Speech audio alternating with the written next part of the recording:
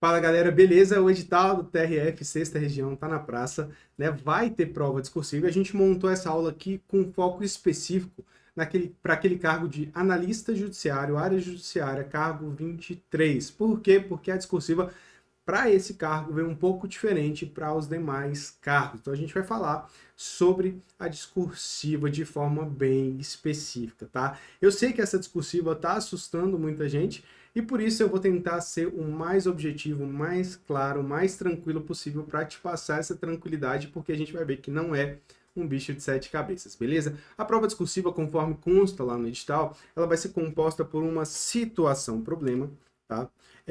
Para ser redigida em até 45 linhas, né? Com caneta preta transparente, não pode utilizar caneta azul, valendo 30 pontos, e para ser aprovado, o candidato ele precisa tirar um mínimo de 15 pontos. Vale ressaltar que se você estiver concorrendo por cotas, né, esse mínimo é um pouco menor, então você pode tirar uma nota menor e ainda assim vai ficar ali na lista de aprovados. O edital também traz que vai ser cobrada nessa situação, problema, matéria de conhecimento específico, né, que para esse cargo 23 engloba direito administrativo, direito constitucional, direito civil, direito processual civil, direito penal, direito processual penal, tributário, previdenciário e direito ambiental. Então, qualquer uma dessas matérias podem ser cobradas na prova discursiva, beleza?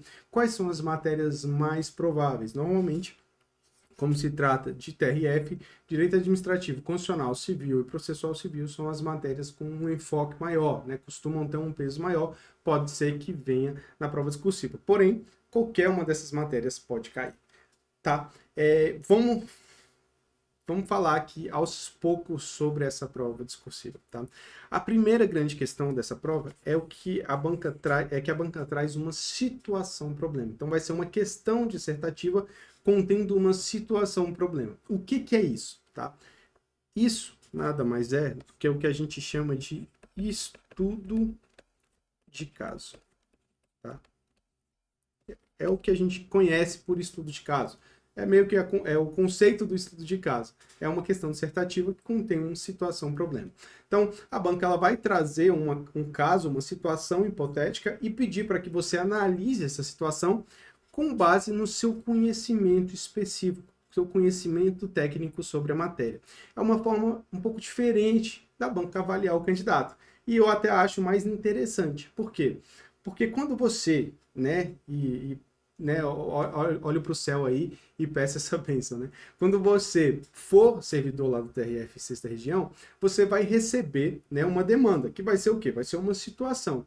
E com base naquela situação ali, naquele caso daquela pessoa, você vai ter que aplicar o seu conhecimento técnico, né? Então é diferente daquela questão discursiva comum, em que a banca ela só cobra o conteúdo de forma direta. Ah, diga aí, conceitue aí o que é mandato de segurança, por exemplo, quais são os critérios para o mandato de segurança, quais são os critérios para ação civil pública, enfim, ele vai cobrar o conhecimento de forma específica, né? Aqui não, aqui ela vai trazer uma situação, foi impetrado um mandato de segurança, né, contendo isso, isso e isso, aí ela vai falar, foi feito da forma correta? Né, atende a todos os requisitos, né? Então é essa mudança que a banca traz quando ela diz que vai ser um estudo de caso. Mas na prática é muito mais simples de você responder, porque você já vai ter um parâmetro, já vai ter um direcionamento que vai ser a própria situação hipotética. Outro desafio que teve no edital, e aí muita gente ficou assustada, é com uma redação de 45 linhas. Né? Para os outros casos, a gente viu que é uma redação de 30 linhas. Tá? Qual é a diferença? Vai ser basicamente a quantidade de parágrafos que vai ter.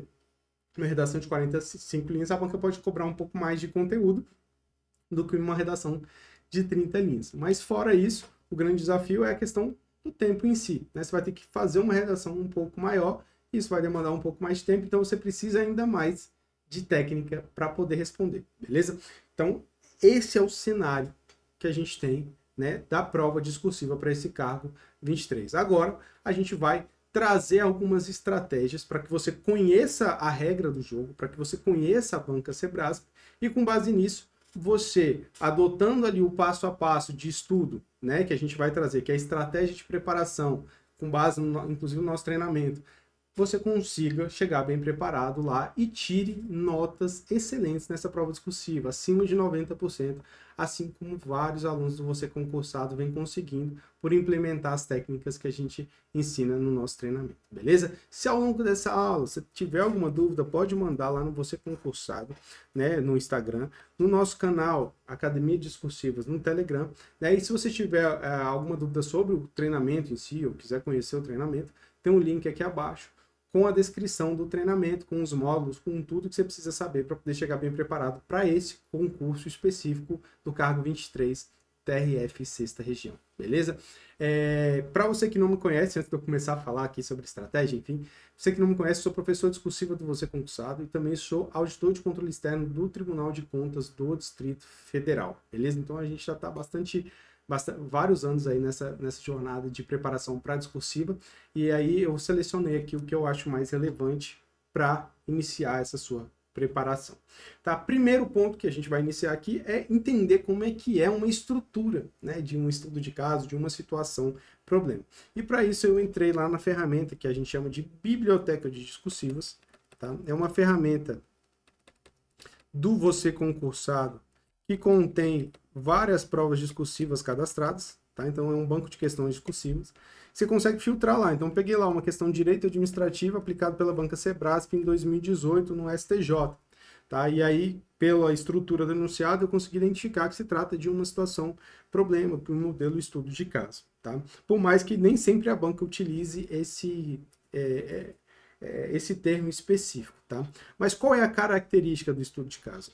É a seguinte: em vez da banca trazer um texto motivador, ela vai necessariamente trazer uma situação hipotética, ou que ela chama no edital de situação-problema. Então ela vai criar uma situação contendo ali algum problema que vai ter que ser analisado. Então vai ser sempre uma historinha, ó.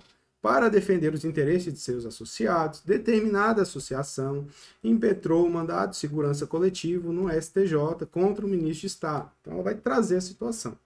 Depois, ela vai vir aqui com o comando da questão, pedindo para você analisar a situação hipotética. Então, considerando essa situação hipotética, faça o que se pede à luz da jurisprudência do STJ. Então, ela vai meio que dizer o que é para você fazer. E o que você vai fazer está descrito nos tópicos. Tá? Então, aqui nesse caso, ela trouxe 3 tópicos, beleza? Tópico 1, tópico 2 e tópico 3.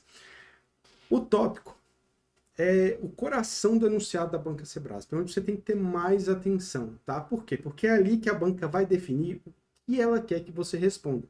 Então, uma característica da Banca Sebrasp é que ela não deixa aberta a pergunta, né? Então, você não vai falar tudo que você sabe sobre determinado conteúdo. Não. Ela vai pedir para você falar sobre conteúdos específicos, e você tem que responder aquilo que foi solicitado. Porque se você não responde aquilo que foi solicitado, por mais que você traga outra informação que é relevante, enfim, você não vai ser pontuado por aquilo, tá? Porque a pontuação já está definida até no tópico. Ó. Então ela traz aqui, ó, 13 pontos para o tópico 1, 12 para o tópico 2 e 3 para o tópico 3. Então, se a gente somar aqui, vai dar 26, 38. 38 pontos. Essa prova valia 40, tá?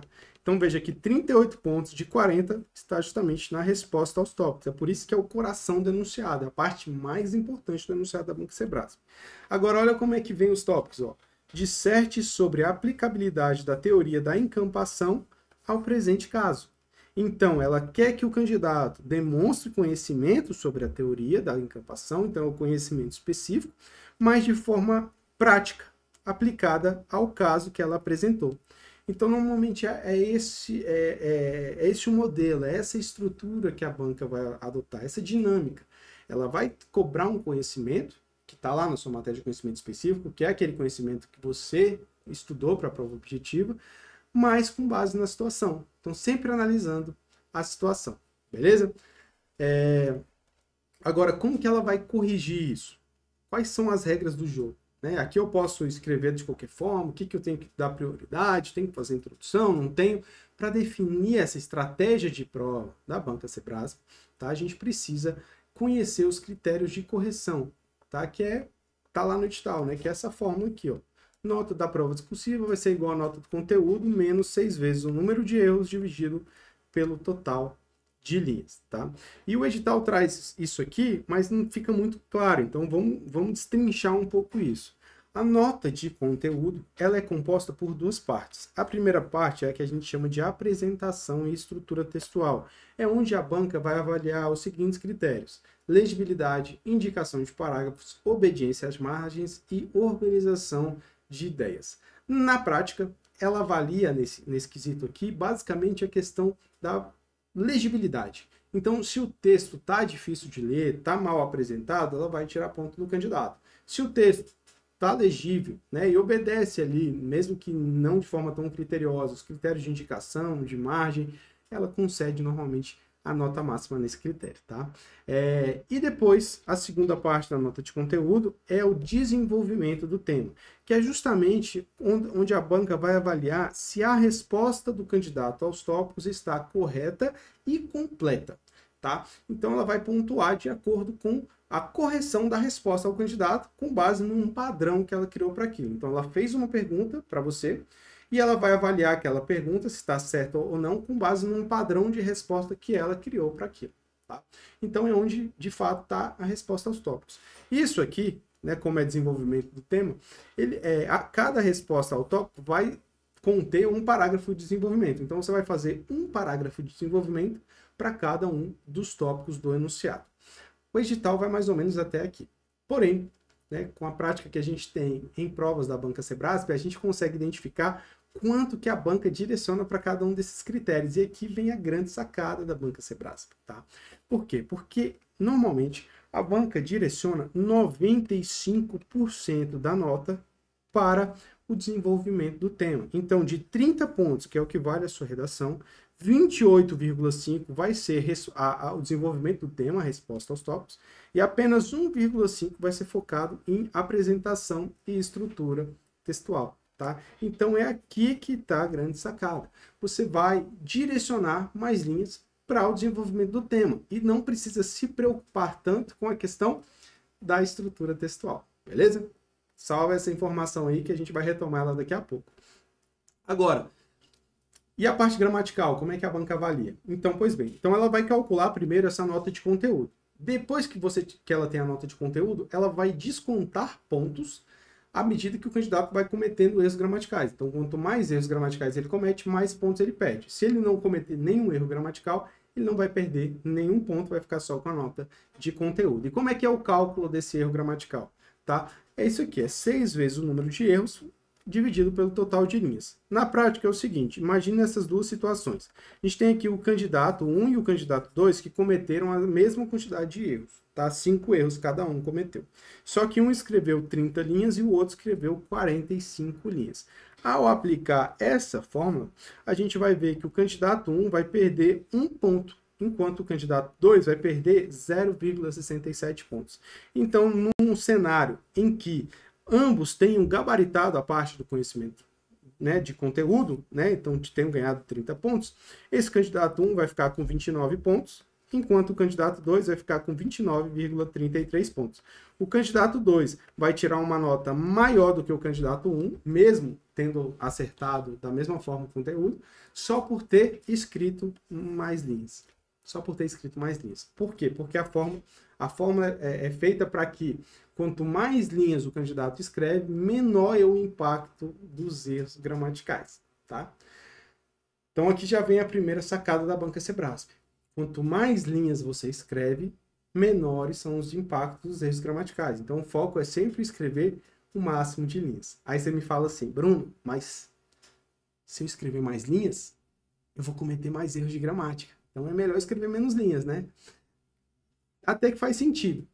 Porém, quando você escreve mais linhas, além de reduzir o impacto gramatical, você necessariamente traz mais conteúdo para a sua resposta. Se você traz mais conteúdo, você aumenta as chances de acertar o desenvolvimento do tema, de acertar os tópicos. Então, escrever mais linhas fortalece a sua nota em desenvolvimento do tema. Então, tende a fazer com que você consiga ganhar mais pontos. Logicamente, se você direcionar essas linhas a mais para os parágrafos de desenvolvimento, ou seja, para desenvolver mais a sua resposta. Tá?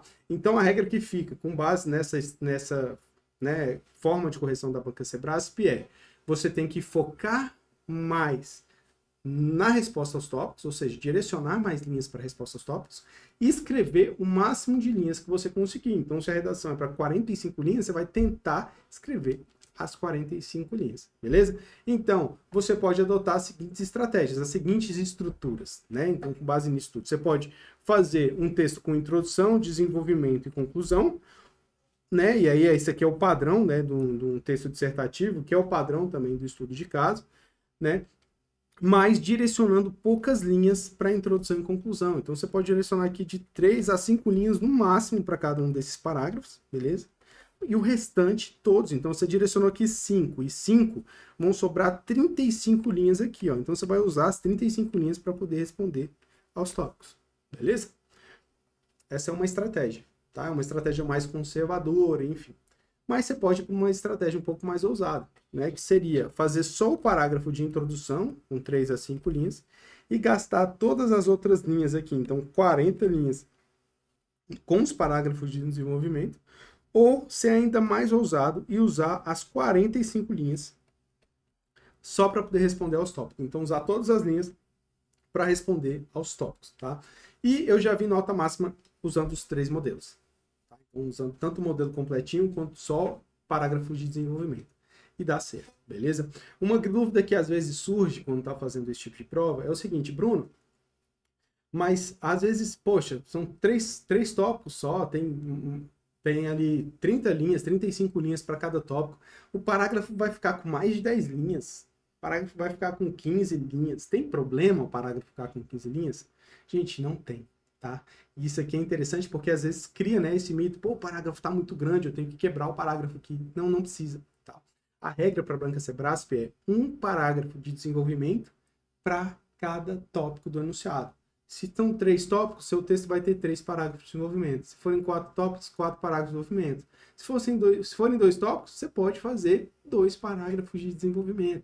Não tem problema o parágrafo ficar longo, tá? O que não pode é o parágrafo ficar confuso ou mal organizado. E é para isso que você vai aprender a técnica de escrita do parágrafo de desenvolvimento, para você deixar as informações todas bem organizadas. Show? Então vamos lá. Com base nisso aqui que a gente já viu, qual é a estratégia que você vai adotar para se preparar para esse concurso focado na prova discursiva, tá? Então vão ser 2 etapas. A primeira etapa é aprender a técnica discursiva. No nosso treinamento, essa técnica discursiva ela é bem sucinta, tá? Porque o objetivo é só você aprender as regras de apresentação. Então o essencial ali para você saber qual o tamanho da indicação de margens, qual o tamanho ideal de letras, como indicar parágrafos, como fazer rasura para a Banca Sebrasp, porque se você faz rasura de forma errada, você perde ponto, tá, no Sebrasp. Vai entender como citar leis, como citar artigos, né, como é a pontuação disso, essas regrinhas básicas para apresentação do texto, para o examinador olhar e falar, nossa, o texto está bonito, né?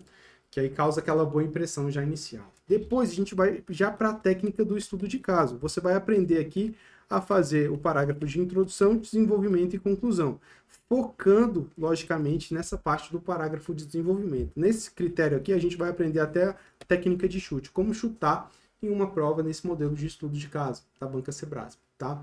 E, por fim, você vai aprender mais uma técnica que é a chamada o rascunho eficiente, né? Que é você ganhar tempo na hora de fazer o seu rascunho, porque você vai fazer a prova junto com a prova objetiva, então você precisa fazer essa prova mais rápido, sem perder qualidade, sem perder a essência. Tá? Então é isso que a gente aprende com o rascunho eficiente. A gente ainda colocou mais um módulo lá para você, que são os principais erros gramaticais, que é aquilo que a banca mais marca quando ela está corrigindo as provas da Banca Sebrasp. Aí você consegue identificar quais são esses erros, a fim de não cometê-los, né, e aumentar ali a sua nota final. Então é isso que a gente vai ver na parte da técnica discursiva. Isso aqui a gente vai ver de forma bem objetiva, bem rápida, igual essa aula aqui, né, bem direta, sem ficar perdendo tempo com o que não é importante. Depois disso, você vai começar a praticar. E a ideia é que o nosso curso, né, ele vai ter um tema novo por semana. Porque o objetivo é que você pratique essa discursiva semanalmente. E a ideia é você faça a discursiva, né, mande para correção. Enquanto essa redação está sendo corrigida, você vai estudar para a prova objetiva, né? São muitas matérias, a gente viu lá no início da aula. Depois que você receber o feedback, aí você vai ver o que errou, vai ver o que precisa melhorar, e aí sim você vai fazer uma nova discursiva. E aí vai fazer o mesmo processo. Manda para correção, aguarda a correção, estuda para a objetiva nesse tempo, depois recebe o feedback e assim por diante. O ideal é que você faça até a prova, no mínimo 3, porque a gente consegue mapear muito bem o que você está errando mais, a fim de que você melhore naquilo, beleza? E nessa escolha de temas, você pode escolher temas que você já tem um domínio maior e depois temas que você não tem tanto domínio, para poder tentar ali pegar todos os cenários de prova. Aquele cenário que você sabe e o cenário que você não sabe. Cara, é muita matéria, né? Pode ser que venha um tema que você não sabe. E aí, como é que você vai fazer para poder responder esse tema? Vai ter que usar a técnica de chute, né? Então é uma oportunidade também para você poder treinar essa técnica de chute e ver, poxa, chutei aqui, vamos ver quantos pontos eu consegui ganhar, mesmo sem saber o conteúdo. Né? E esses pontos vão fazer muita diferença no concurso final, beleza? Então, para o nosso treinamento, resumindo, como é que ficou organizado aqui a estratégia para você poder ganhar uma dessas vagas lá do TRF 6ª região para o cargo 23? É aprender a técnica discursiva, né, sucinta, tem isso lá no nosso treinamento de forma bem direta. Treinar alguns temas, então a gente selecionou alguns temas quentes para você poder praticar com base no seu edital. Ter correções individualizadas no modelo da banca Sebrasp, então não adianta você ficar corrigindo com base em outros critérios de correção, de Enem, de FGV, de FCC, que não se aplica, tá? E depois ver a proposta de resolução dos temas. Então aqui é uma oportunidade para você revisar aquele conteúdo, né, daquela discursiva, que é um conteúdo que pode te ajudar na prova objetiva, e ver esse tema resolvido utilizando a técnica do curso. Né? Então você vê a técnica ali na parte teórica e vê ela sendo aplicada na resolução, e assim você consegue aprender novamente. Tá? Se você não é aluno do Você Concursado, né, esse tema está disponível a um preço acessível, é só você entrar lá, ver a estrutura bonitinho, ver quanto é que vale e entrar o mais rápido possível para você já começar a praticar, porque a ideia é quanto mais tempo você vê até o dia da prova, melhor, né? E vale a pena se preparar com você concursado, vale a pena acreditar, né, nessa preparação específica, né? Olha o que a discursiva pode fazer. Trouxe aqui só um exemplo, tá, de vários que tem disponível na internet, nas redes sociais do Você Concursado, do Pedro. Ele mandou essa mensagem aqui depois que ele fez a prova da CGU. Ele tinha ficado numa posição muito ruim, 141 na prova objetiva. Só que quando veio o resultado da discursiva, ele tirou um notaço, tirou uma nota muito alta, e com isso saltou 102 classificações e foi para 39, para dentro das vagas do concurso, tá? Então, por conta do bom desempenho que ele teve na prova discursiva, ele subiu várias classificações a ponto de entrar nas vagas e ser convocado na primeira chamada. Né? Então hoje ele é auditor lá da CGU graças ao bom desempenho que ele teve na prova discursiva. E a gente vê isso acontecendo demais. Por quê? Porque a maioria das pessoas acha que não precisa estudar para discursiva. Acha que só o estudo da objetiva, por ser uma matéria de conhecimento específico, vai ser suficiente para tirar uma boa nota. E na verdade não é. Tá? Muita gente sabe o conteúdo, mas não sabe organizar esse conteúdo. Ainda mais uma prova de 45 linhas. E ao se perder, acaba não ganhando a pontuação necessária para ser aprovado, beleza? Então, o que eu tenho aqui para te orientar nesse início dessa preparação é, primeiro, confie na técnica, confie na metodologia. A gente já viu vários candidatos ganhando nota máxima nas discursivas da prova Sebrasp, aplicando essa metodologia. E segundo, né, dê a importância necessária, estude de fato, faça as redações, mande para correção, para que assim você consiga de fato evoluir. Não adianta também só entrar para o curso, fiz meu investimento ali no curso e não usufruir do curso, e não praticar, tá bom? Se tiver alguma dúvida, se quiser mandar alguma mensagem, está disponível aqui o meu Instagram, o Instagram do Você Concursado, ou o nosso canal na Academia Discursivos. Um forte abraço, bons estudos e, se Deus quiser, a gente se vê na próxima aula.